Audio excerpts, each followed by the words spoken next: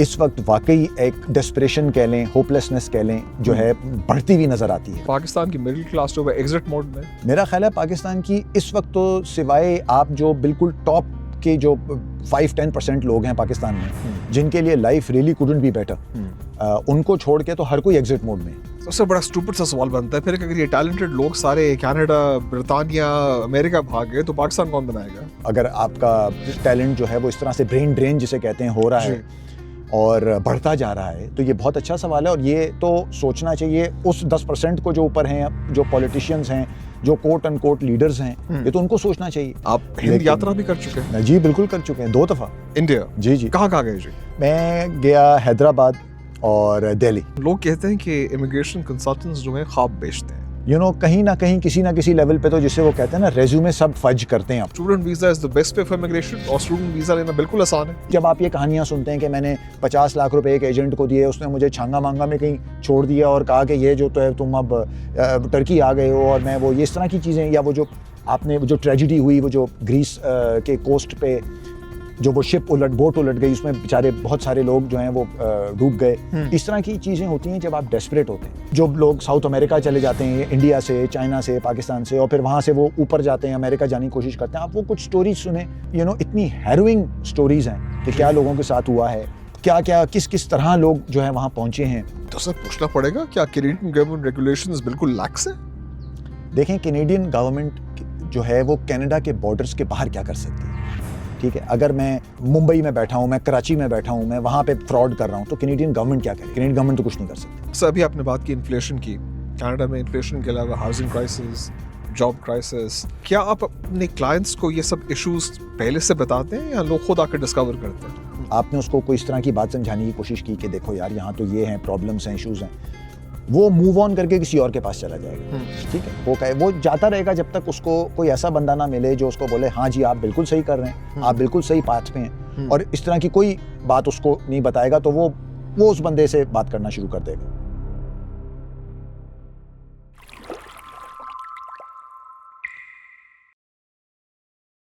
आज हमारे साथ हैं जी अब्दुल्ला बिलाल साहब, इमिग्रेशन कंसल्टेंट है आप जी? जी, यही कहा जाता है मेरे बारे में। ठीक है, ग्लोबली ऑपरेट करते हैं आप? जी बिल्कुल। फर्स्ट हैंड एक्सपीरियंस है आपके पास living in Canada, US, Malaysia, UAE, दुनिया के बहुत सारे मुल्कों के बारे में आपको अवेयरनेस है? जी बिल्कुल है। आपके बारे में कहते हैं कि देखी है सारी दुनिया, जापान से लेकर रशिया। क्या आप मुकम्मल अपने आप को वर्ल्ड ट्रैवलर कंसिडर करते हैं? मुकम्मल वर्ल्ड ट्रैवलर तो नहीं, अभी बहुत सारे मुल्क हैं ऐसे जो मेरी लिस्ट पे हैं जहाँ जाने का मौका नहीं मिला। आप हिंद यात्रा भी कर चुके हैं? जी बिल्कुल कर चुके हैं, 2 दफा। इंडिया? जी जी। कहाँ गए जी? मैं गया हैदराबाद और दिल्ली। फाउंडर हैं आप ICCanada.com के? जी बिल्कुल। एंड इट्स अ पोर्टल जो कि स्टूडेंट्स, प्रोफेशनल्स, फैमिलीज को गाइड करता है टुवर्ड्स इमिग्रेटिंग टू कनाडा। जी, मैं एक रेगुलेटेड इमिग्रेशन कंसल्टेंट हूँ, तो मेरी वेबसाइट है ICA Canada। वैसे मेरे जो बिजनेस है I operate under Abdullah Bilal immigration consulting. और आपने इमिग्रेशन दोनों साइड से देखी है, करके भी, करवा के भी? करेक्ट। तो सर मेरा पहला सवाल आपसे ये होगा कि आपका अपना सफ़र कनाडा का कैसे हुआ? कैसे हुआ? मेरा ख्याल है कि जो हमारी जनरेशन के लोग हैं, एक टाइम आया जब हम लोग ग्रेजुएट कर रहे थे कॉलेजेस से और यूनिवर्सिटी से। मैं समझता हूँ जैसे आप समझें लेट 90s, बिल्कुल 2000, अर्ली 2000s, वो एक बड़ा एक सिग्निफिकेंट टाइम था हमारी उसमें लाइव्स में।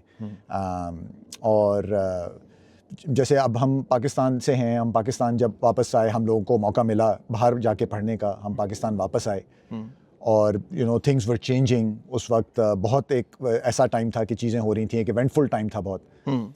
और उसके बाद कुछ बहुत सारी चीज़ें ऐसी भी हुई जिसमें I think people who are our age, उस वक्त उन्होंने ये सोचना शुरू किया कि कुछ ऑप्शंस को एक्सप्लोर किया जाए पाकिस्तान से बाहर। कुछ मेरे अपने केस में, पर्सनल केस में, मुझे ऐसा लगता है कि मैं जब एज अ 18 ईयर ओल्ड बाहर गया पढ़ने, तो शायद मैं बाहर ही रह गया। और मैं इवन दो पाकिस्तान वापस आया और मैं उसके बाद 8-9 साल 10 साल पाकिस्तान में रहा, लेकिन शायद बस एक कुछ माइंड में कहीं था ये कि मौका मिले तो दोबारा कहीं बाहर जाना, उसकी ट्राई करें, कोशिश करें। राइट। तो फिर लाइक आई सेड, कुछ चीज़ें ऐसी हुई, कुछ हालात ऐसे थे उस वक्त हमारे अराउंड और फिर कुछ ये अंदर एक ख्वाहिश भी थी कि इसको दोबारा देखा जाए। तो I think it was a combination of both those things. कुछ पर्सनल सर्कमस्टांसेस बदल गए, I got married, we had a daughter, तो आपकी थिंकिंग, आपका पर्सपेक्टिव थोड़ा बदल जाता है, the way you think about things वो बदल जाता है। लेकिन और सबसे कड़वा सवाल पूछता हूँ, लोग कहते हैं कि इमिग्रेशन कंसल्टेंट्स जो हैं ख्वाब बेचते हैं, आप क्या कहेंगे? देखिए, मैं तो ये कहूँगा कि किसी ना किसी लेवल पे और किसी ना किसी तरह हर कोई ख्वाब ही बेचता है। ठीक है, आप चाहे इमिग्रेशन कंसल्टेंट हों या आप कोई ऐसे कोई आप काम करते हैं, आप लॉयर हैं, वो हैं, आप सेल्स में हैं, आप जो भी आपका रोल है, कहीं ना कहीं किसी ना किसी लेवल पे तो जिसे वो कहते हैं ना, रेज्यूमे सब फर्ज करते हैं अपना, रेज्यूमे फर्ज करते हैं। ठीक है, और जो है, और अगर आपका कोई एस्पेक्ट सेल्स का है आपके काम में, ठीक है, तो मेरा ख्याल है कहीं ना कहीं थोड़े बहुत ख्वाब तो हर कोई बेचता है। ओके, ये आपकी बात बिल्कुल सही है कि अनफॉर्चुनेटली ये एक ऐसी चीज़ है, इमिग्रेशन एक ऐसी चीज़ है, और ये ऐसी फील्ड आप कह लें है कि इसमें इतनी डेस्परेशन है कुछ लोगों की तरफ, सबके अंदर नहीं है। मैं ये नहीं कहता कि जो इमिग्रेट करना चाहता है वो आउट ऑफ डेस्परेशन कर रहा है या वो कोई बहुत डेस्परेट है, ये बिल्कुल कहना जो है वो सही नहीं होगा, लेकिन एक बहरहाल है, इसमें डेस्परेशन है। बहुत से लोग ऐसे सर्कमस्टांसिस में हैं कि वो they really want to get out, they really want to immigrate, they really want to move. तो जहाँ इस किस्म की डेस्परेशन आती है, वहाँ उसी तरह की एक डिमांड क्रिएट होती है, और जहाँ किसी भी प्रोडक्ट या सर्विस की इतनी डिमांड क्रिएट हो जाए, तो वहाँ ये बिजनेस अपॉर्चुनिटी निकल आती है कि आप जो है वो सॉल्यूशंस आप क्लेम करें कि आप प्रोवाइड कर सकते। आपके पास जो लोग आते हैं उनकी सबसे पहली रिक्वेस्ट क्या होती है? मतलब आपको सबसे पहला मसला क्या नजर आता है? Economic, political, refugee?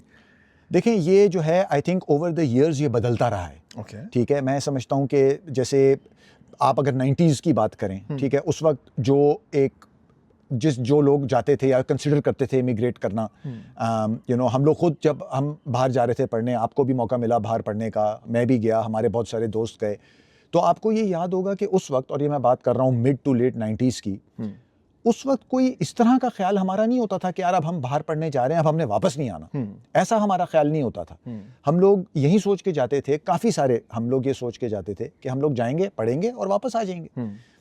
जो आज का स्टूडेंट है वो ये नहीं सोचता। आज का जो स्टूडेंट है बाहर जाना ही इसलिए चाहता है कि वो वापस आना नहीं चाहता। मेरा ख्याल है कि यही जो है मेजॉरिटी ऑफ द स्टूडेंट्स का तो यही है, जो उनका एम होता है, जो उनका एम्बिशन होता है, वो यही होता है कि हम जो है इसको as a stepping stone use करेंगे एजुकेशन को, कि हम जाएं, हम पढ़ें और हम वहीं रह जाएं। लेकिन जैसे आपने उस वक्त कहा कि सबसे पहली चीज़ क्या पूछते हैं या मैं क्या देखता हूँ, तो वो ओवर द ईयर्स, जैसे मैंने आपसे कहा कि वो बदलता रहा, और हर किस्म की लोगों की सर्कमस्टांसिस हैं, हर किस्म की रीजंस होती हैं, इकोनॉमिक भी हैं, कुछ और भी हैं, कुछ पर्सनल सर्कमस्टांसिस लोगों के इतने डिफ़िकल्ट होते हैं कि वो इस तरह की ऑप्शंस को एक्सप्लोर करते हैं। तो it's all over the board, लेकिन ये कि आई थिंक आजकल जो है वो इकोनॉमिक, मेरा ख्याल है वुड बी। चलिए सबसे और से पूछता हूँ कि आपको पाकिस्तान में इमिग्रेंट्स के अंदर होपलेसनेस नजर आती है? पाकिस्तान में मुझे अनफॉर्चुनेटली इस वक्त वाकई एक डेस्परेशन कह लें, होपलेसनेस कह लें, जो है बढ़ती हुई नज़र आती है, और मुझे लगता है वो बहुत बढ़ गई है in the last I would say 10 years 15 years, 10 साल तो डेफिनेटली मैं कहूँगा कि जो है आपको वो बहुत वो बढ़ गई है, डिज़ायर जो है वो बढ़ गई है। राइट, वो आपने भी सुना होगा, लोग कहते हैं पाकिस्तान से जिंदा भाग। ये बहुत सारे मुझे वाकई ये फील होता है जब मैं बहुत सारे लोगों से बात करता हूँ। तो अनफॉर्चुनेटली यस, आई थिंक ये ऐसा डेफिनेटली हुआ है, और इसकी बहुत सारी वजूहात हैं, हम बहुत डीप डाइव कर सकते हैं। क्या आप कह सकते हैं कि पाकिस्तान की मिडिल क्लास जो है एग्जिट मोड में? मेरा ख्याल है पाकिस्तान की इस वक्त तो सिवाय आप जो बिल्कुल टॉप के जो 5-10% लोग हैं पाकिस्तान में, जिनके लिए life really couldn't be better, उनको छोड़ के तो हर कोई एग्जिट मोड में, चाहे आप जो है अपर मिडिल क्लास हैं, मिडिल क्लास हैं, life could not be better for them. क्योंकि देखें, अगर आप उस एक सेगमेंट ऑफ सोसाइटी में हैं पाकिस्तान में, तो life couldn't be better for you, because आपने फ़ोन उठाना है, आपने किसी को फ़ोन करना है, आपके सारे काम हो जाने, आपने जहाँ जाना है आपने वो इस तरह से बैंड बाजा बारात स्टाइल में जाना है कि सबको पता चल जाएगा कि चलो भाई इसका तो काम कर दो। मैं बात कर रहा हूँ आपके जो पॉलिटिशियंस क्लास है, जो आपकी जो बहुत अमीर लोग हैं, जो भी आप उनको ज़मींदार जागीरदार कह लें, या आप उनको इस तरह अशराफिया जिसे कहते हैं, बिल्कुल सही बात है, ब्यूरोक्रेट्स हैं, टॉप ब्यूरोक्रेट्स हैं, वो आप 5-10% लोग जो हैं उनको आप छोड़ दें, क्योंकि उनके लिए तो मतलब बेसिकली वो मुल्क अब रह ही उनके लिए गया है शायद, तो वो क्यों कहीं जाना चाहेंगे। राइट। तो अब ये कि मुझे ऐसा फील होता है कि उनको छोड़ के pretty much everyone else is in exit mode. तो सर जो एग्जिट मोड से लोग पाकिस्तान से निकल रहे हैं, क्या ये पाकिस्तान का बेहतरीन टैलेंट है? भी है, भी है। पाकिस्तान का बेहतरीन टैलेंट भी है। Okay. ये तो आप नहीं कह सकते कि जो निकल रहा है वो बहुत वो बेहतरीन टैलेंट था या एक ही किस्म के लोग निकल रहे हैं, ऐसा नहीं। जैसे मैंने आपसे कहा कि वो जो सिलेक्ट आप ऊपर वो छोड़ दें, 5-10% लोगों को छोड़ दें, तो हर कोई एग्जिट मोड में है, उसमें हर किस्म के लोग हैं। Right. उसमें आपका फ्यूचर भी है, जो यंग आपके जो ग्रेजुएट्स हैं या जो यंग लोग हैं, जो जिनके पास थोड़ा सा एक्सपीरियंस है, वो भी हैं जो आपका फ्यूचर है। आप उसमें वो लोग भी हैं जो मिडिल एज्ड हैं, अपने बच्चों के लिए सोच रहे हैं। हर किस्म का उसमें जो है वो ग्रुप है, हर किस्म के लोग हैं, लेकिन बेहतरीन टैलेंट भी है उस ग्रुप में, एब्सोल्युटली। इनमें काहिल भी हैं, आकिल भी हैं, होशियार भी हैं। देखें, हर कोई एग्जिट मोड में तो सब हैं, राइट। लेकिन ये कि जैसे आपने कहा कि मतलब सिर्फ बेहतरीन टैलेंट नहीं है, बेहतरीन, लेकिन अनफॉर्चुनेटली एक बहुत बड़ा उसका जो है ग्रुप का में जो नंबर है वो इन्हीं लोगों का है, क्योंकि उनके पास शायद अपॉर्चुनिटी ज़्यादा है। तो उससे बड़ा स्टूपिड सा सवाल बनता है फिर कि अगर ये टैलेंटेड लोग सारे कनाडा, ब्रिटानिया, अमेरिका भाग गए तो पाकिस्तान कौन बनाएगा? ये बहुत अच्छा सवाल है, और ये मैं आपको ऐसे इसको मैं करूं कि ये सिर्फ पाकिस्तान का प्रॉब्लम नहीं है। Okay. ये पाकिस्तान जैसे और ममालिक, देखें आप कनाडा की एग्जांपल ले लें, ठीक है, मेरे क्लाइंट्स तो बहुत सारे डिफरेंट मुल्कों से हैं। Right. और आपको कुछ ये ऐसा लगता है कि कुछ प्रॉब्लम्स जो हैं जैसे पाकिस्तान जैसे मुल्क में हैं, वो सिर्फ पाकिस्तान में नहीं है, वो बहुत सारे और ममालिक में भी हैं। तो पाकिस्तान कौन बनाएगा, ये तो बहुत अच्छा सवाल है। अगर आपका टैलेंट जो है वो इस तरह से ब्रेन ड्रेन जिसे कहते हैं हो रहा है और बढ़ता जा रहा है, तो ये बहुत अच्छा सवाल है। और ये तो सोचना चाहिए उस 10% को जो ऊपर हैं, जो पॉलिटिशियंस हैं, जो कोट अनकोट लीडर्स हैं, ये तो उनको सोचना चाहिए कि जो है ये फ्यूचर आखिर इस मुल्क का किसके हाथ में है। चले सर, पाकिस्तान को छोड़े कनाडा की बात कर लेते हैं। आप कनाडा में कब से हैं? मुझे ऑलमोस्ट 13 ईयर्स हो गए हैं कनाडा में। तो क्या कनाडा आज भी उतना ही वेलकमिंग है पाकिस्तानीज और इंडियंस और बांग्लादेशीज के लिए जितना आज से 5-10 साल पहले था? आई थिंक ये बहुत अच्छा सवाल है, बहुत रेलेवेंट सवाल है। देखें, अगेन मैं ये कहूँगा कि इट्स नॉट जस्ट कनाडा। जो मैं कहूँगा वो ये सिर्फ कनाडा की हद तक महदूद नहीं है, ये आप पूरी दुनिया में देख रहे हैं। और पूरी दुनिया में आप उन जगहों को ले लें जो ट्रेडिशनली डेस्टिनेशंस रही हैं इमिग्रेंट्स के लिए, आप अमेरिका है, इंग्लैंड है, कनाडा है, आप देख लें, ये हर जगह ये टाइड बदल रही है। जो परसेप्शन कह लें या जो एक वो इमिग्रेशन के बारे में लोगों के ख्यालात थे वो कह लें, टॉलरेंस कह लें, ये बदल रही है। और कनाडा में भी हम ये देख रहे हैं। जब मैं कनाडा आया था हालात बहुत डिफरेंट थे, जो लोग मुझसे 10 साल पहले आए थे हालात और डिफरेंट थे। कनाडा के बारे में ये बहुत कहा जाता था कि बहुत वेलकमिंग सोसाइटी है, डाइवर्सिटी को बहुत एम्ब्रेस करते हैं और बहुत यहाँ पे इमिग्रेंट फ्रेंडली जो है एक माहौल है और ख्याल है लोगों का, और ये बिल्कुल ठीक बात थी। लेकिन मैं समझता हूँ कि वाकई ये कोविड के बाद से, यानी अगर आप पिछले ये 5-6 साल ले लें, तो एक डेफिनेट चेंज है इस थिंकिंग में। अगेन उसकी रीजंस बहुत सारी हैं, हम उसमें भी डीप डाइव कर सकते हैं कि मेरा क्या ख्याल है और क्यों है, लेकिन ये बिल्कुल सच है कि आज का Canada, not just Pakistani, not just Indians, एक इमिग्रेशन को लेके, इमिग्रेंट्स को लेके, आई थिंक उतना ओपन नहीं है उस आइडिया के लिए, उस आइडिया के इमिग्रेशन और इमिग्रेंट्स के लिए, जितना जब मैं आया था तब था। साहब, अगर सोशल मीडिया को देखें तो कनाडा से जो आउटपुट आ रहा है उसमें खासा नेगेटिव सेंटिमेंट है towards immigrants. Not only future immigrants but जो हमारे प्रेजेंट इमिग्रेंट पॉपुलेशन है उसके लिए भी खासा नेगेटिव सेंटिमेंट आता है। खाने पकाने, रहने, पार्किंग करने, इन चीज़ों पे अक्सर एक कमेंट्री हो रही होती है कि यार हम लोगों को सही ज़िंदगी गुजारने के तरीके नहीं आते। कितनी सच्चाई है इसमें? देखिए, मैं समझता हूँ कि ये जो है ना, एक इसका कोई सीधा या कोई सिंपल आंसर नहीं है। ठीक है, आपको ये देखना पड़ता है कि हर मुल्क में हर किस्म के लोग होते हैं। ठीक है, Canada is no different. Canada में हर किस्म के लोग हैं। ठीक है, यहाँ पे वो लोग भी होंगे जिन्हें जो बिल्कुल ही इमिग्रेशन उनको ज़रा सी भी एक्सेप्टेबल नहीं है, जो ये कहेंगे कि भाई कनाडा जो है ख़ास किस्म के लोगों के लिए है। ठीक है, सिर्फ वाइट्स के लिए है, या ये सिर्फ यूरोपियन डिसेंट के लोगों के लिए है, या व्हाटएवर। ठीक है, ये हर मुल्क में इस तरह के लोग होते हैं, ये सिर्फ कनाडा नहीं है। एक बहुत बड़ी मेजॉरिटी इस मुल्क में उन लोगों की है जो बहुत एम्ब्रेस करते हैं इमिग्रेशन को। और देखें, ये भी आपको समझना बहुत ज़रूरी है, कनाडा जैसे मुल्क जो हैं वो इमिग्रेशन के बगैर उनका कोई फ्यूचर नहीं है। जो यहाँ डेमोग्राफिक्स की सिचुएशन है, जो यहाँ पॉपुलेशन है, जो आपको एक इकोनॉमी बढ़ाने के लिए एक आपको साइज चाहिए होता है, पॉपुलेशन का एक ग्रोथ रेट चाहिए होता है, वो तो यहाँ नहीं है। नहीं। तो इमिग्रेशन ये कोई चैरिटी या कोई उसमें नहीं कर रहे हैं, इमिग्रेशन इनकी ज़रूरत है और बहुत सारे लोग ये समझते हैं। लेकिन ये बात है कि जैसे मैंने आपसे कहा, हर किस्म के लोग हर जगह होते हैं। जिन वीडियोस की आप बात कर रहे हैं और वो कर रहे हैं, वो मैं ये बिल्कुल कहूँगा कि ये एक माइनॉरिटी है। ओके, ठीक है, ये माइनॉरिटी है और ये ज़्यादातर लोग इस तरह नहीं वो करते हैं। दूसरा एक चीज़ मैं यहाँ ज़रूर ऐड करना चाहूँगा कि, और ये मेरा अपना एक्सपीरियंस भी है, कि कुछ नैरेटिव ऐसा बना हुआ है, and I don't know why that is, कि जो भी इमिग्रेंट है वो कोई भूखा नंगा रेफ्यूजी है। ठीक है, मतलब मेरे साथ कितनी दफ़ा ये हुआ है कि मैं किसी के साथ थोड़ा टाइम स्पेंड करता हूँ, कैनेडियन के साथ, कोई जो जैसे वाइट कैनेडियन है उसके साथ मैं कोई टाइम स्पेंड करता हूँ थोड़ा, तो वो मुझे बोलता है, यार तुम इंग्लिश बड़ी अच्छी बोलते हो, तुम इंग्लिश बोल लेते हो। तो वो बड़ा सरप्राइज होता है, जो कि आपको ये बताता है कि ये लोग कितने अपने शेल में रहते हैं, इन लोगों का एक्सपोजर कितना कम होता है।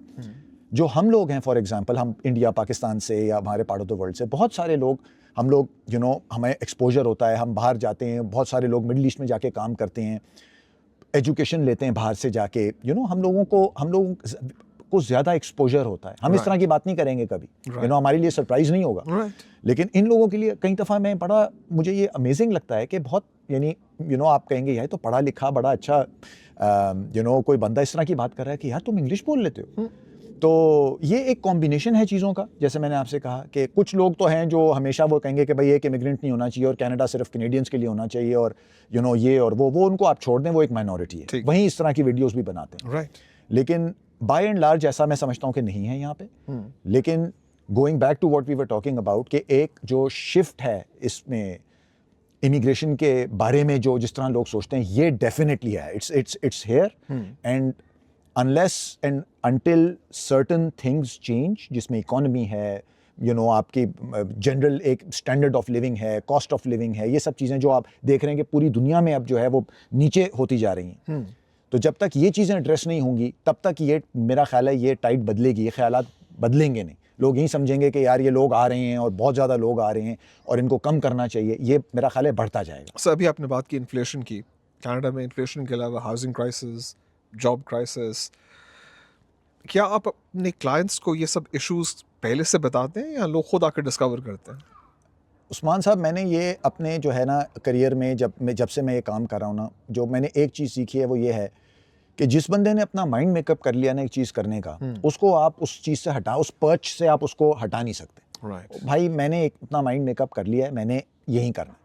और वो क्या करेगा बंदा, कि वो आपसे बात करेगा, आपने उसको कोई इस तरह की बात समझाने की कोशिश की कि देखो यार यहाँ तो ये हैं, प्रॉब्लम्स हैं, इश्यूज़ हैं, वो मूव ऑन करके किसी और के पास चला जाएगा। ठीक है, वो जाता रहेगा जब तक उसको कोई ऐसा बंदा ना मिले जो उसको बोले हाँ जी आप बिल्कुल सही कर रहे हैं, आप बिल्कुल सही पाथ पे हैं, और इस तरह की कोई बात उसको नहीं बताएगा, तो वो उस बंदे से बात करना शुरू कर देगा। तो ये तो मैं शुरू में किसी को डिस्करेज करने के लिए नहीं, ये मैंने कभी किसी को डिस्करेज करने के लिए नहीं इस तरह से कहा। जब मैं लोगों से बात करता हूँ तो कई दफ़ा मुझे ऐसा लगता है कि एक बहुत गलत आइडिया है उनके माइंड में कि उनकी लाइफ कैसी होगी जब वो यहाँ आएंगे। तो जब मैं शुरू में ये देखता था तो मैं कुछ कोर्स करेक्ट करने की कोशिश करता था उनको, कि देखें ये आप सोच रहे हैं, ये आप कह रहे हैं, रियलिटी डिफरेंट भी हो सकती है। लेकिन फिर मैंने ये नोटिस करना शुरू किया कि ना तो ये चीज़ अप्रिशिएट की जा रही है बहुत, और बल्कि वो ज़रा सा भी आप उनका माइंड नहीं बदल सकते। कुछ ऐसी थिंकिंग भी मुझे लगता है लोगों के अंदर आ जाती है कि यार इसको क्या प्रॉब्लम है, ये क्यों हमें रोक रहा है, ये क्यों हमें डिस्करेज कर रहा है। हालांकि मेरी ज़ात पे तो कोई फ़र्क नहीं पड़ रहा कि जो है आप आएँ या ना आएँ। तो इसीलिए मैंने ये कॉन्वर्सेशंस करनी छोड़ दी। तो मैं जो है ये रियलाइज़ कर लिया मैंने कि जिस बंदे ने अपना माइंड मेकअप कर लिया है और उसने अपना एक इमेज अपने माइंड में बना लिया है कि मेरी यहाँ लाइफ कैसे होगी, ज़िंदगी कैसी होगी, उसने क्योंकि 4 टिकटॉक वीडियो देख ली हैं तो उसको अब सब पता चल गया। तो इसीलिए जो है मैं फिर अपनी लोगों से इस तरह की कॉन्वर्सेशन। सर, कितने फीसद लोग यहाँ आके रिग्रेट करते हैं? आपको रिग्रेट क्वालिफाई करनी पड़ेगी कि रिग्रेट क्या है। ठीक है, हर बंदा जो ये फैसला करता है इमिग्रेट करने का, या देखिए ये कोई छोटा फैसला नहीं, बिल्कुल ये बहुत बड़ा फैसला है, और डिपेंडिंग ऑन कि आप अपनी लाइफ की किस स्टेज पे थे जब आपने ये फैसला किया, तो वो फैसला बहुत ज़्यादा उसके जो है वो इम्पोर्टेंस हो सकती है। आप यंग थे, आप यहाँ पढ़ने आ गए, आप 18 साल के थे, आपने यहाँ आए, आपने पढ़ा, ग्रेजुएट किया, आप यहीं आपको मौका मिल गया रहने का, आप रहते गए, होता गया, एट सम पॉइंट आपकी सिटीजनशिप हो गई, आप अभी भी 30 के नहीं हैं, आप अभी भी यंग हैं। तो यू नो वो फैसला जब आपने 18 साल की उम्र में आपके पेरेंट्स ने किया करने का, वो एक डिफरेंट माइंडसेट है, वो एक डिफरेंट सिचुएशन है। राइट। हम लोगों ने जब हम मिड 30s में थे, मैरिड थे, बच्चे थे, ये फैसला किया कि यार एस्टैब्लिश्ड करियर छोड़ छाड़ के, अपनी फैमिली को छोड़ छाड़ के, दोस्त यार को छोड़ छाड़ के, मतलब जहां हम कंफर्टेबल हैं उस सब चीज़ को छोड़ के हम इमिग्रेट करें, वो फैसला एक बिल्कुल डिफरेंट सर्कमस्टांसिस हैं उसके। राइट।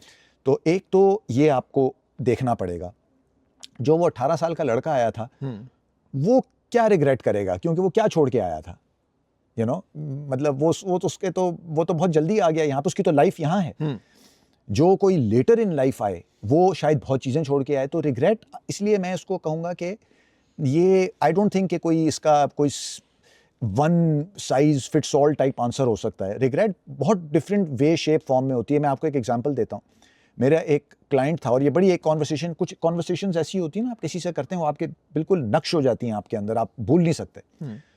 तो मैं एक क्लाइंट से बात कर रहा था, तो वो यहाँ थे और वो अपना पीरियड पूरा कर रहे थे सिटीजनशिप के लिए। तो उनकी मदर हैं, वो उनकी कुछ तबीयत ठीक नहीं थी, तो उसको बहुत ही वो होता था कि यार मैं वहाँ नहीं हूँ अपनी मदर के साथ, तो बहुत उसको रिग्रेट थी। लेकिन वो यहाँ से इसलिए नहीं जा सकते थे क्योंकि उनको अपना पीरियड पूरा करना था और वो पहले ही उनकी एब्सेंसेस बहुत थीं, तो वो कुछ ऐसी सिचुएशन में थे कि वो एक्सटेंडेड पीरियड के लिए जा नहीं सकते थे। एक दिन उनको ये खबर आई कि his mother had passed away. मैं आपको ये बताऊं कि जो उसके रिग्रेट थी उस बंदे के अंदर, ठीक है, कि मैं नहीं था वहाँ पे और मैंने आखिरी जो वो टाइम था वो मैं मदर के साथ नहीं था और मैं नहीं कुछ कंट्रीब्यूट कर सका, नहीं मैं वहाँ वो उनके साथ रह सका। ये रिग्रेट तो इस रिग्रेट को आप कैसे वो कर सकते, ये तो सारी ज़िंदगी की रिग्रेट है, ठीक है। तो रिग्रेट बहुत डिफरेंट। कोई बंदा अपना करियर छोड़ के आया, कोई एस्टैब्लिश्ड करियर छोड़ के आया, उसको पता है कि मैं ये जो चीज़ छोड़ के जा रहा हूँ ये मुझे प्रॉबेबली दोबारा नहीं मिलेगी। अगर मैं 4-5-6 साल के लिए चला जाऊँगा तो इट इज़ वेरी लाइकली कि मुझे ये चीज़ दोबारा नहीं मिलेगी, ठीक है। तो वो एक करियर रिग्रेट हो सकती है। तो regret comes in very different shapes and forms, और बहुत सर्कमस्टांसेस जो हैं वो डिफरेंट होते हैं लोगों के, लेकिन है मतलब बहुत सारे लोगों से आप मिलते हैं तो वो ये कई दफ़ा उनको एक टिंज ऑफ रिग्रेट आप फील कर सकते हैं उनकी कॉन्वर्सेशन में। I agree. साहब कुछ लोग ये भी कहते हैं कि Canadian immigration is not a very useful thing, क्योंकि इमिग्रेंट यहाँ आके टैक्स दे दे मर जाता है, अपॉर्चुनिटी कोई नहीं मिलती उसे। ये भी वही बात है उस्मान साहब कि मैं समझता हूँ कि इस तरह सोचना ही नहीं चाहिए। आपको जब अब मैं कंसल्टेशंस करता हूँ लोगों के साथ, तो मैं उनको ये कहता हूँ, वो मुझसे कहते हैं यार do you think this is the right decision, आपका ख्याल हम सही कह रहे हैं, वो वैलिडेशन चाह रहे होते हैं, ठीक है, या कई दफ़ा जेन्युइन एडवाइस वो कर रहे होते हैं कि यार आप यहाँ इतने अरसे से हैं, आप बताइए कि मतलब हमें करना चाहिए नहीं करना चाहिए।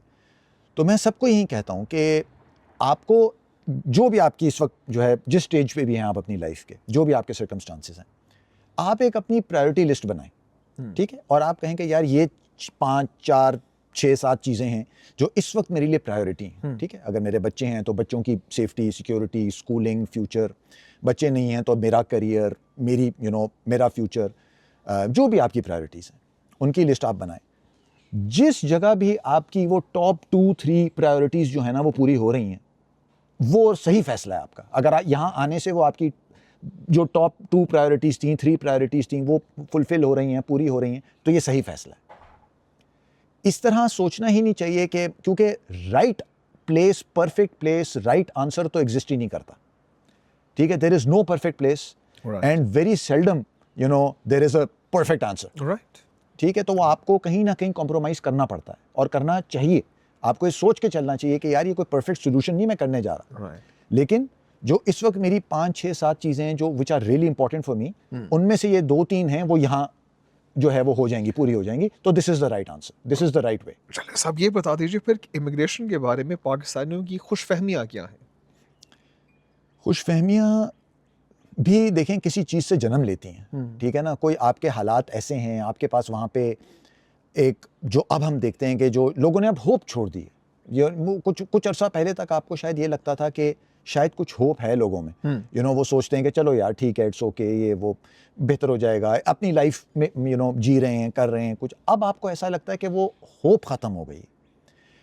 तो ज़ाहिरी बात है आपको ये लगता है कि एक और मैं आपको इसको बल्कि आंसर इस तरह से करूं कि एक मैं किसी से बात कर रहा था, कंसल्ट कर रहा था, तो मैंने उसको वो कहा कि देखें यहाँ पे ये है वो है, वो मुझसे पूछ रहा था कि यहाँ कैसे है वो है। एंड में मुझे कहता है अब्दुल्ला देखें बात ये है, यहाँ से तो बेहतर ही होगा ना। राइट, ठीक है, अब ठीक है, मतलब जो जो जिन चीज़ों के बारे में वो बात कर रहा था वो ठीक कह रहा था कि वो चीज़ें डेफिनेटली यहाँ बेहतर है। ठीक है, तो खुशफहमी भी कुछ हद तक है, कुछ हद तक सही है उनका ख्याल कि यू नो यहाँ से तो बेहतर ही होगा। तो अनफॉर्चुनेट सिचुएशन एक है ऐसी, मैं समझता हूँ कि ठीक है, कुछ आपको लगता है ये, और ये ह्यूमंस जो हैं पूरी दुनिया में ऐसी कि यार जो चीज़ हमारे पास नहीं है वो चीज़ हमें मिल जाए तो ज़िंदगी जो है वो गार्डन हो जाएगी हमारी, जो है ज़बरदस्त हो जाएगा सीन। राइट।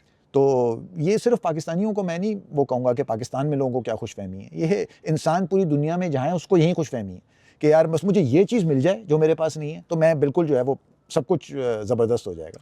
ले साहब, पूछना तो पड़ेगा, क्या student visa is the best way for immigration, और स्टूडेंट वीज़ा लेना बिल्कुल आसान है?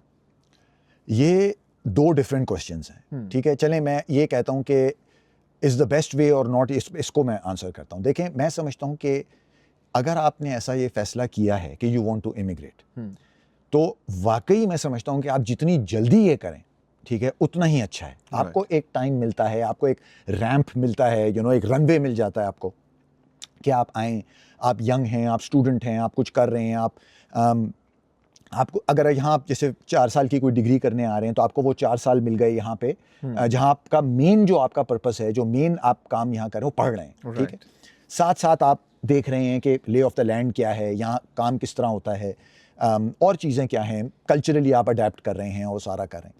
उसके बाद आप फिर obviously you know job market में आएंगे और आपके पास आप रिस्पॉन्सिबिलिटीज़ प्रॉब्ली आपकी, इट्स जस्ट यू नो, तो आपके पास जो है वो थोड़ा सा फ्लेक्सिबिलिटी है कि चले मैं ये भी ट्राई कर लूँ, मैं ये भी ट्राई कर लूँ। तो इमिग्रेशन जनरली आई थिंक ये एक यंग पर्सन का काम है, उसी को सोचना चाहिए और उसी एज में आपको सोचना चाहिए करने का। तो इसीलिए मैं समझता हूँ कि स्टूडेंट आना यहाँ पे या कहीं भी वाकई I think is the best way to do it. Sir, अगला सवाल बनता है, स्टूडेंट आते हैं यहाँ पे, क्या ये बात सच नहीं कि बहुत सारे स्टूडेंट्स यहाँ पे लीगली काम कर रहे हैं? उस्मान साहब कहाँ नहीं कर रहे हैं, मतलब इंटरनेशनल स्टूडेंट जहाँ पूरी दुनिया में है, मतलब वो आपको पता है हर जगह। ये अभी हम जो बात कर रहे थे कि निकलने की जो एक डेस्परेशन है, ठीक है, वो है यंग लोगों में बहुत है। यंग लोग निकलते हैं, हर किस्म की सर्कमस्टांसेस से आते हैं। कनाडा में मैं आपको बता नहीं सकता कि मैं कितने यहाँ स्टूडेंट्स, इंटरनेशनल स्टूडेंट्स से मिला हूँ जो लिटरली जिनके पास कभी भी पैसे नहीं थे यहाँ आने के। वो तो अब ये एक अलग पॉडकास्ट है कि यहाँ पे इंटरनेशनल स्टूडेंट्स वाला जो सीन हुआ है वो हुआ क्या है जी, ठीक है, लेकिन ये कि यहाँ पे आए, उनके पास टू बिगिन विद पैसे नहीं थे, तो वो यहाँ आए और यहाँ पे वो यू नो किसी तरह उनको अपना खर्चा पूरा करना था। इंटरनेशनल स्टूडेंट्स यहाँ पे सिर्फ 20 घंटे काम कर सकते हैं, ठीक है, तो वो पर वीक 20 आवर्स पर वीक, तो 20 घंटे काम करके तो आपका खर्चा नहीं पूरा होगा। जिस तरह यहाँ रहते हैं, जिस तरह करते हैं, जाहिरी बात है फिर वो इस तरह की चीज़ें कि आप इलीगल काम कर रहे हैं और यू नो कैश पे काम कर रहे हैं। But this is not just here in Canada, this is all over the world. And you know ये फिर आप इस पे पीछे जाएं कि वो अच्छा फिर वो क्यों आ रहे हैं, अच्छा वहाँ पे उनके मुल्क में क्या हालात हैं जो उनको फोर्स कर रहे हैं इस तरह की ऑप्शंस एक्सप्लोर करने के लिए। ये एक बहुत लंबी कॉन्वर्सेशन है, लेकिन ये सिर्फ कनाडा का प्रॉब्लम नहीं है, बिल्कुल यहाँ पे करते हैं लोग, बिल्कुल इंटरनेशनल स्टूडेंट्स यहाँ पे जो है, बहुत कितने इंटरनेशनल स्टूडेंट्स हैं जो यहाँ पे आके एक सेमेस्टर के बाद जो है वो पढ़ाई छोड़ देते हैं अपनी और काम कर रहे होते हैं और वो नहीं रियलाइज़ करते कि इसके रिपरकशंस क्या हैं, कितना मुश्किल हो जाएगा उनके लिए आगे जाके, क्योंकि वो कर ही नहीं सकते। इन अ लॉट ऑफ केसेस उनके लिए वो पॉसिबिलिटी रहती ही नहीं है पढ़ना, उनको वो सर्वाइव ही नहीं कर सकते जब तक वो एक यू नो ख़ास नंबर ऑफ आवर्स काम ना करें। मेरे ख्याल में हमें इस बात पे एक लंबा पॉडकास्ट करना चाहिए कि ये प्रोसेस क्या था जिसकी वजह से हज़ारों स्टूडेंट्स कनाडा आ गए जी, और इनके साथ आगे फ्यूचर में क्या होगा। एब्सोल्युटली। और इसमें जो है क्या रोल था डिफरेंट लोगों का, हमारे अपने लोगों का, मतलब जो ये एजेंट हैं जो हमारे मुल्कों में होते हैं, इंडिया में हैं, पाकिस्तान में हैं, जो उन एजेंटों ने जो है किया है अपने लोगों के साथ, जिस तरह से उनको वो ऑलमोस्ट कैटल की तरह, भेड़ बकरियों की तरह इन स्टूडेंट्स को जो है वो यहाँ पे भेजा और किया, सिर्फ इसलिए कि एजेंट्स जो हैं वो जाहिर बात उनको कमीशन मिलती है कॉलेजेस से, कुछ केसेस में यूनिवर्सिटी से। बेसिकली एजेंट्स से फायदा उठाया, एजेंट्स ने भी फायदा उठाया। सब फायदा तो कैनेडियन गवर्नमेंट ने बहुत उठाया, because students are being used as cheap labour in Canada. Absolutely. तो मैं यही कि आपसे कह रहा था कि आपको प्लेयर्स देखने पड़ेंगे कि इसमें कौन-कौन है। इसमें ये एजेंट्स हैं, इसमें ये कंसल्टेंट्स हैं, इमिग्रेशन कंसल्टेंट्स हैं, बहुत सारे इसमें ऐसे कंसल्टेंट्स हैं जो लाइसेंस नहीं हैं, जिन्हें हम गोस्ट कंसल्टेंट्स कहते हैं। कैनेडियन गवर्नमेंट का क्या रोल रहा है इसमें? कॉलेजेस ने क्या रोल प्ले किया है? किस तरह से इंसेंटिवाइज किया गया है इसको? क्या एजुकेशन ऐसी चीज़ है जो इस तरह से इंसेंटिवाइज की जाए, उसमें कमीशन और पैसे और इस तरह की चीज़ फॉर एजुकेशन? ये मैं तो सबसे फंडामेंटल इस क्वेश्चन पे जो है मुझे बहुत जो no I am so uncomfortable कि आप जो है एजुकेशन और स्टूडेंट्स और इसको जो है आप सेम उसमें सेंटेंस में बात कर रहे हैं कि as commission dollars, you know, ये कुछ चीज़ें ऐसी हैं जो नहीं साथ जिनका वो होना चाहिए। राइट। तो ये तो एक बहुत लंबी कॉन्वर्सेशन है और एब्सोल्युटली कैनेडियन गवर्नमेंट का इसमें क्या रोल रहा और क्या उनका एक्शन और इनएक्शन की वजह से इस सिचुएशन पे आज हम पहुंचे। आइए so let's talk about life in Canada. Immigrants जो कनाडा में आते हैं, क्या अपने आप को अकेला महसूस करते हैं? कुछ केसेस में करते होंगे। देखें, जाहिर बात है, आप अपनी यू नो फेमिलियरिटी या एक जगह, लोग, माहौल जो आप फेमिलियर है आपके लिए, नेचुरल है आपके लिए, ठीक है, उसको छोड़ के आप एक नई जगह आ जाते हैं। Right. ठीक, तो वो थोड़ा सा तो आप ये एक्सपेक्ट करेंगे कि ज़रा थोड़ा सा एक लोनली टाइम होगा शुरू में शायद, और यू नो इतना कुछ बदल गया, मतलब यानी पाकिस्तान से आप या इंडिया से आप यहाँ आ रहे हैं, कनाडा आ रहे हैं, तो वो तो एक कम्प्लीटली डिफरेंट मुल्क है, कम्प्लीटली डिफरेंट माहौल है, कम्प्लीटली डिफरेंट यू नो चीज़ें हैं। कोई सिमिलर से मुल्क, जैसे लोग इसीलिए मिडिल ईस्ट को पसंद करते हैं, इसीलिए बहुत सारे लोग जो हैं हमारे पार्ट ऑफ द वर्ल्ड से, उनकी कोशिश होती है कि वो मिडिल ईस्ट में सेटल हो जाएं। Right. एक तो फाइनेंशियल एस्पेक्ट तो है ही है, लेकिन उनको लगता है कि प्रॉक्सिमिटी है, हम जा सकते हैं वापस, कुछ अपने जैसा माहौल है, इतने और यू नो एक्सपैट कम्युनिटी इतनी बड़ी है वहाँ पे, इंडियन पाकिस्तानी। तो ये तो आई थिंक एक ह्यूमन यू नो ट्रेट है, एक ह्यूमन ये चीज़ है कि आप जो है वो चाहते हैं कि आप जैसे लोग हों करीब आप, तो एक कुछ तो लोनलीनेस का वो रहता है। लेकिन अब कनाडा में तो इतनी बड़ी कम्युनिटी है, यू नो, पाकिस्तानियों की भी, इंडियंस की भी और ममालिक से भी, तो आहिस्ता आहिस्ता करके कुछ आपकी एक सर्कल बन जाता है और फिर आपकी यहीं लाइफ बन जाती है, यहीं आपके जो है वो एक मिलने जुलने वाले बन जाते हैं। क्या आपने देखा है हमारे देसी इमिग्रेंट्स के अंदर mental health issues, depression, anxiety after immigration?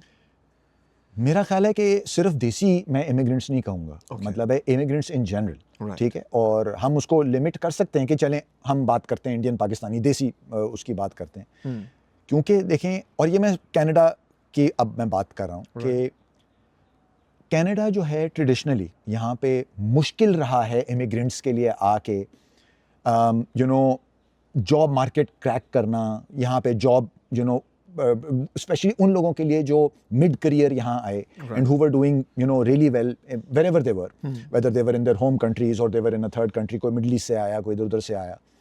तो हमने ये देखा है कि ट्रेडिशनली यहाँ पे मुश्किल रहा है, बहुत स्ट्रगल की है इमिग्रेंट्स ने यहाँ जब आए हैं। आप जब एक इस्टेब्लिश्ड करियर छोड़ के, अच्छा जहाँ आप कर रहे हैं छोड़ के यहाँ आएँ, यहाँ आप स्ट्रगल करें, आपको इंटरव्यू ना मिलें, आपको 2-3 लेवल नीचे से शुरू करना पड़े, आपको ये बार बार ये सिस्टम और ये जॉब मार्केट कहे, ये इंप्रेशन दे कि you are not good enough या यू आर नॉट रेडी, तो जाहिर बात है ये आपके लिए बहुत मुश्किल हो जाएगा डाइजेस्ट करना। और जो है इसमें सिर्फ ये देसी इमिग्रेंट्स की मैं बात नहीं करूँगा, यहाँ पे जो भी इमिग्रेंट्स आए हैं, आई एम श्योर ये जो है this affects people mentally, in fact I know it does, और जो है मेंटल हेल्थ अफेक्ट होती है लोगों की। और क्योंकि इट्स नॉट जस्ट दैट, आपको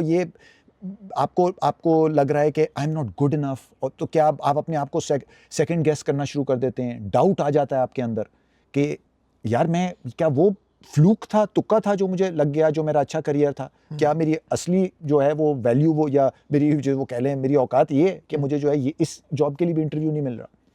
तो इस तरह की चीज़ें डेफिनेटली, इस तरह की थिंकिंग, इस तरह के इश्यूज डेफिनेटली यहाँ हैं, डेफिनेटली लोगों ने फील किए हैं, और डेफिनेटली लोगों की मेंटल हेल्थ इम्पैक्ट होती है, हुई है in the past. Aahista Aahista करके कहीं ना कहीं आप अपना वो पहुंच जाते हैं, शायद कॉम्प्रोमाइज़ कर लेते हैं, शायद आप कुछ केसेस में थोड़ी सी स्ट्रगल करके आप कहीं ना कहीं पहुंच जाते हैं ऐसी जगह पे कि जो आप फिर आप इट्स मोर और लेस एक्सेप्टेबल टू यू। कभी आपको खुद ऐसा लगा कि पिंड बेहतर था? पर्सनली अपने केस में देखें, मैं जो अभी मैंने बात की ना कि आपको इस तरह सोचना चाहिए कि यार जो मेरी टॉप 2-3 प्रायोरिटीज़ थी वो जो थी वो मीट हुई, वो मैं मीट कर सका। जो मेरे टॉप 2-3 ऑब्जेक्टिव्स थे क्या वो मैंने मीट किए? वो मीट हो गए तो सब ठीक है, वर्थ इट था। जो है पिंड छोड़ा तो सही किया, यहाँ आए तो सही आए और फैसला सही किया, क्योंकि मेरी प्रायोरिटीज़ क्या थी उस वक्त, ठीक है, बच्चों का फ्यूचर, सेफ्टी, सिक्योरिटी। कुछ मेरी रीड थी उस वक्त जब मैं पाकिस्तान में था कि अभी हालात ऐसे हैं, अगले 10 साल 15 साल में ऐसे हो जाएंगे। मैं कोई बोस्ट नहीं कर रहा, लेकिन बहुत सी मैंने गलतियां की होंगी अपनी ज़िंदगी में, बहुत गलत फैसले किए होंगे, लेकिन एक ये फैसला और जो उस वक्त मेरी रीड थी वो 100% एक्यूरेट थी।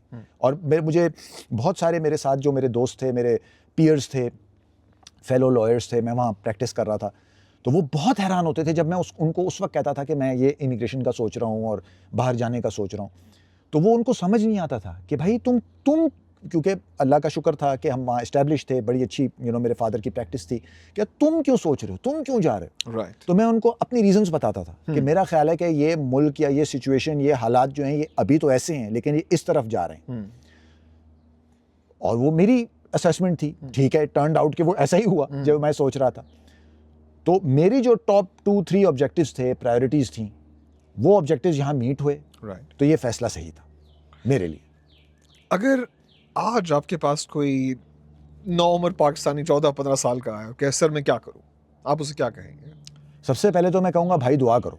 अच्छा, ठीक। क्योंकि मेरा ख्याल है कि ये सिर्फ पाकिस्तानी नहीं, ये पूरी दुनिया में लोगों को जो है ये कलेक्टिव दुआ करनी चाहिए कि जो ह्यूमैनिटी है और जो मैन काइंड और ह्यूमैनिटी और ह्यूमंस और हमारा फ्यूचर जो है वो, उसके बारे में मैं तो बहुत मेरे तो बहुत रिजर्वेशंस हैं। मैं तो कोई बहुत ज़्यादा इसको मैं ऑप्टिमिस्टिक मेरा कोई व्यू नहीं है, ठीक है। मैं ये नहीं कहता कि कोई everything is Doom and gloom और ये और वो, लेकिन मैं समझता हूँ कि जिस तरफ दुनिया जा रही है, जिस तरफ हालात जा रहे हैं, मेरा ख्याल है कि हम सबको पूरी दुनिया में, मतलब आखिर बाउंड्रीज़ और ज्योग्राफीज़ और मुल्क और कलर ऑफ योर स्किन और रिलीजन और ये सब चीज़ें, डिविजन्स को अगर आप हटा दें, हम लोग सब ह्यूमंस हैं। और वेदर यू लाइक इट और यू डोंट, हम लोग सब लिंक्ड हैं। हम लोग सब जो हैं वो एक दूसरे से, हमारा जो है अब ये आजकल की दुनिया में हमारा ताल्लुक है। तो सिर्फ पाकिस्तानी जो है, मैं किसी 14-15 साल के बच्चे को ये नहीं, ये मैं समझता हूँ कि ये सबका के लिए कॉज ऑफ कंसर्न है पूरी दुनिया में। कुछ चीज़ें कुछ ममालिक में जल्दी हो जाएंगी, कुछ इश्यूज़ जो मेरा ख्याल है कि हैं, कुछ मसाइल हैं, कुछ चैलेंजेस हैं, कुछ ममालिक में वो ज़रा जल्दी आ जाएंगे, कुछ ममालिक में थोड़ा बाद में आएंगे। लेकिन मुझे लगता है एट सम पॉइंट पूरी दुनिया में वही इश्यूज़ होंगे। तो मैं पहले तो जो है आपका ये आंसर करने से पहले कहूँ कि I think this is not just young people in Pakistan, this is young people everywhere. मेरे अपने बच्चे यहाँ पे हैं, my daughter is going to start university in a few months. मैं तो उसके फ्यूचर के लिए बहुत कंसर्न हूँ, ठीक है। I am not in Pakistan, I am here. दूसरा मैं उसको ये कहूँगा, उस बच्चे को पाकिस्तान में कहूँगा कि ये चीज़ अपने माइंड में अच्छी तरह बिठा लो कि परफेक्ट जगह कोई नहीं है, ठीक है, हर जगह के चैलेंजेस हैं, ठीक है।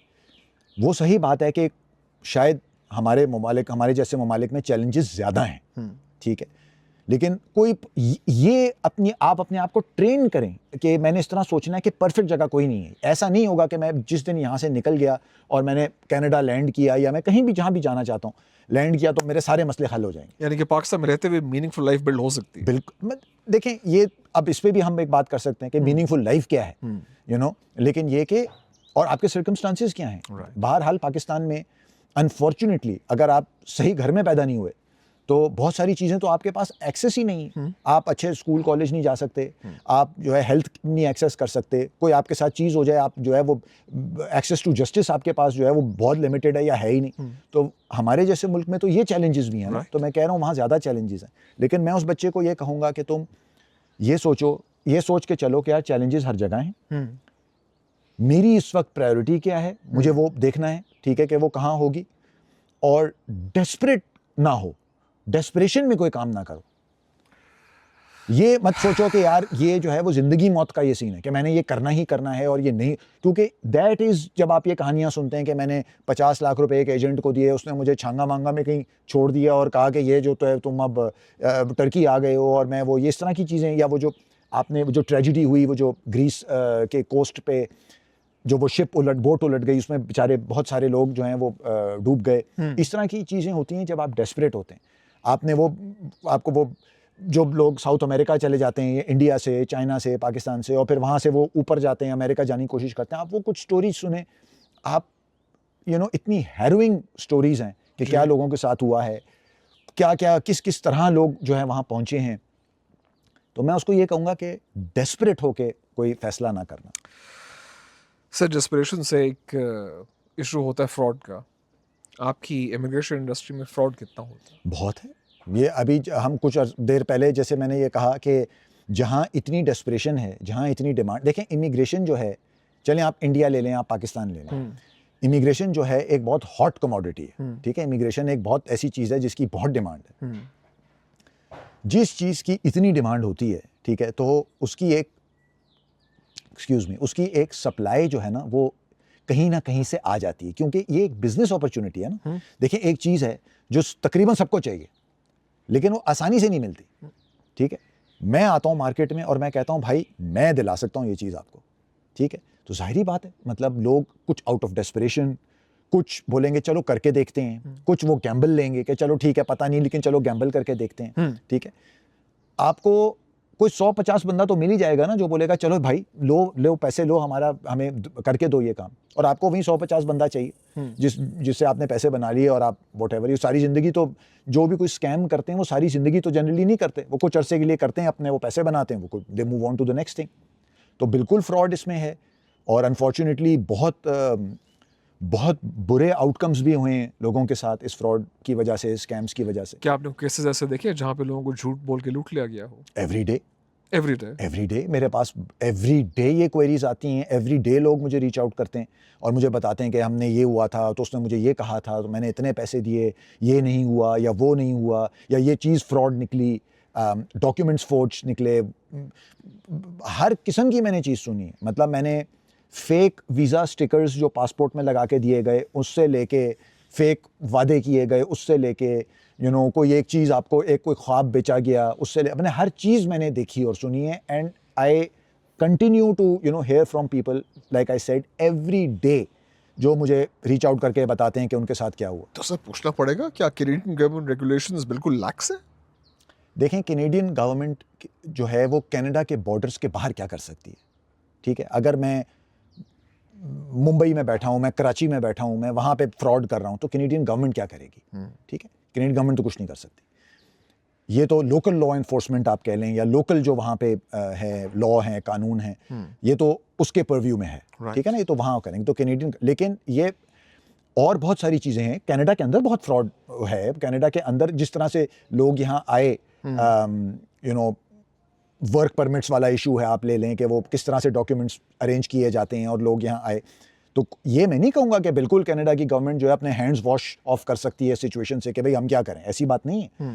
बिल्कुल कर सकती है और बिल्कुल एनफोर्समेंट कह लें या डिलीजेंस कह लें या उसको आप कह लें कि किस तरह से वो रेगुलेशंस को उन्होंने जो है वो एनफोर्स किया, उसमें क्या लैकिंग था, बिल्कुल इनकी रिस्पॉन्सिबिलिटी है, बिल्कुल इनको आप जो है कसूरवार ठहरा सकते हैं, बिल्कुल है, एब्सोल्युटली है। जो आप अब देख रहे हैं कि ये ओवर करेक्ट कर रहे हैं कि ये जो है वो अब ये बिल्कुल दूसरी तरफ चले गए कि जो है वो it has become extremely difficult कि आपके कोई एप्लीकेशंस जो है वो अप्रूव हों और जो है आपको ये स्टडी पर इन्होंने कोटे कम कर दिया, कोटा कम कर दिया, नंबर ऑफ स्टूडेंट्स का, नंबर ऑफ वर्कर्स का, जो परमानेंट रेजिडेंट्स का उनका कम कर दिया। जो स्क्रूटनी है वो बहुत ज़्यादा हो गई है एप्लीकेशंस पे, किसी बिल्कुल छोटी इनसिग्निफिकेंट सी चीज़ पे आपकी एप्लीकेशन रिफ्यूज़ की जा सकती है। तो ये अब ओवर करेक्ट कर रहे हैं। साहब, के consultants knowingly weak case file करते हैं सिर्फ पैसे के लिए? देखें ये ऐसा है कि मैं आपको अपनी एक स्टोरी बताता हूँ कि जब मैंने बिल्कुल नया ये लाइसेंस लिया, ठीक है, तो मैं एक कंसल्टेंट से मिला जो एक्सपीरियंस थे, ठीक है, वो काफ़ी अरसे से काम कर रहे थे। तो मैं कुछ देर उनके पास था, मैं आई वांटेड टू लर्न, तो मैंने उनको कहा कि आप इसको इंटर्नशिप समझ लीजिए कि मैं उनके साथ कर रहा था। तो एक दिन एक उनके पास आए क्लाइंट आए और उन्होंने एक उनको अपना बताया कि मैं ये करना चाहता हूँ, वो कोई एप्लीकेशन फाइल करना चाह रहे थे। मैं हालांकि उस वक्त नया था, but even at that point I realised कि इनके चांसेस बहुत कम है सक्सेस के इस एप्लीकेशन, ठीक है, जो उनके फैक्टर्स थे जो था बहुत कम है चांसेस। लेकिन जिनके साथ मैं इंटर्नशिप कर रहा था उन्होंने उनको एक दफ़ा ये नहीं बताया, एक दफ़ा उनसे ये उनको नहीं ये एडवाइस तो नहीं, लेकिन उनको ये बताया कि देखें भाई आपके चांसेस कम है, ठीक है, कर तो हम सकते हैं, करने को तो आप कुछ भी फाइल कर सकते हैं, लेकिन आपके चांसेस बहुत कम है। राइट। घंटा उनके पास बैठे रहे, उनको किया सारा, ये है वो है, ये आपका खर्चा होगा, ये टाइमलाइंस हैं, ये हैं वो हैं। एंड में उन्होंने उनको रिटेन कर लिया, डिपॉजिट दे दिया, जो भी उनका इनिशियल रिटेनर था वो दे दिया, वो चले गए। तो वो गए तो मैंने उनसे कहा कि सर ये तो इसका तो बहुत कम चांस नहीं, इसका तो बिल्कुल ही इसमें जो है चांस नहीं। तो उन्होंने मुझे कहा कि देखो भाई, ये बंदा घर से ये फैसला करके निकला है कि मैंने ये काम करना है और मैंने किसी को तो पैसे देने हैं इस काम के, तो मैं इसको अगर ये बोलूंगा कि इसके चांसेस कम हैं, तो ये डाउन द रोड जाके किसी और कंसल्टेंट को पैसे दे देगा, ठीक, तो वो पैसे मैं क्यों ना रखूं। Right right. हर एक का अपना तरीका होता है सोचने का, ठीक है, ये उनके वो थे। अब आप इसको एथिक्स में ले जा सकते हैं, आप इसको जो है वो मोरालिटी में ले जा सकते हैं कि क्या मॉरल है, क्या एथिकल है। वही सवाल कि मेरा lawyer take a weak case. मैं आपसे यही कह रहा हूं ना कि ये वीक जो आपको आपका देखने का तरीका डिफरेंट होगा, मेरा डिफरेंट होगा।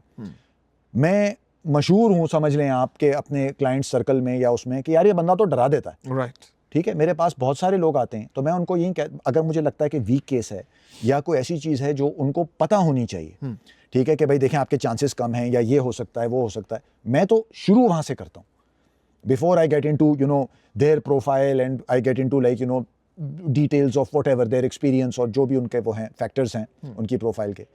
मैं तो उनको पहले ये बताता हूँ कि देखें ये इसमें चैलेंजेस हो सकते हैं पहले, ताकि वो एक इन्फॉर्म्ड फैसला करें कि ठीक है आपने हमें बता दिया कि इसमें चैलेंजेस हैं, वी अंडरस्टैंड, हम फिर भी करना चाहते हैं, परफेक्ट, अमेजिंग। मैं दूसरे एंड पे हूँ, ठीक है, लेकिन बहुत से लोग उसको समझते होंगे कि यार वो हमारे पास आया, उसने कहा कि यार क्या मैं ये कर सकता हूँ, मैंने कहा हाँ आप कर सकते हैं, गलत तो मैंने नहीं कहा, राइट, ठीक है। तो ये अपना अपना तरीका है सोचने का और करने का, जिसको आप वीक केस समझते हैं और शायद आप ये समझें कि यार ये देखो ये तो बताना चाहिए था कि केस वीक है, दूसरा कोई कंसल्टेंट बोलेगा नहीं मैं इसको डिफरेंटली देखता हूँ। आने वाले अगले 5 सालों में आप क्या कनाडा की इमिग्रेशन आसान होते देख रहे हैं या और मुश्किल? मैं बहुत मुश्किल होती देख रहा हूँ, बहुत मुश्किल। और मैं ये कनाडा नहीं, मैं ये वर्ल्ड ओवर देख रहा हूँ। देखें दो चीज़ें यहाँ पे आपको करनी है, जैसे मैंने अभी पहले कहा, इमिग्रेशन कनाडा की ज़रूरत है, ये कोई नाइस टू हैव नहीं है, ये मस्ट हैव है।